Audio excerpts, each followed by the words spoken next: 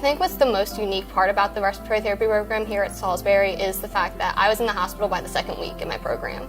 So I got the experience right off the bat that this is what I either did or didn't want to do. I think what I love most about being a respiratory therapy major is the different ways of routes that you can go about being a therapist. So you could either be in an emergency room setting and working in a high intensity, or you could work with neonates and pediatrics and work more with the families. And then you could either work in a home care provider or hospice setting.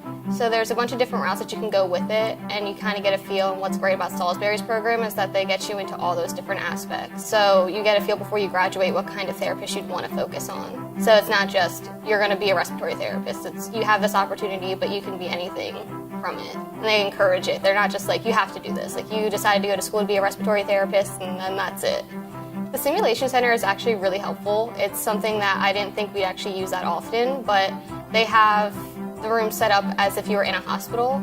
So you get to use the ventilators, and you get to work with a real-life mannequin that can react with you, and there's monitors on the screen. So when we do credentials like ACLS, for example, that's what we're doing this semester, we'll actually have a mannequin laying in bed, and you can adjust the bed levels, and it's being like in an actual hospital setting with the monitors being up, and there's a defibrillator sitting right there, and they have all the equipment there and the medications that you can practice actually pulling from. A lot of hospitals now are looking for the Bachelor of Science degree for a respiratory therapy major. And all the places I've got to go and the people I've got to see and the experiences that I've had is really what kind of set me apart, because I've known people who've done other programs and they didn't get that experience that I got to.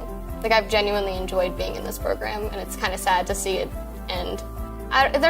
They take pride in the pass rate for the big exam after you graduate to become a respiratory therapist, but it's not their main goal. They want to see you be happy in the end, and being happy, one, is in part passing that exam, which is why they're so focused on us passing it. When there was those hard days of classes and those hard exams, I'm just like, why is it so difficult? Why are they making this so hard?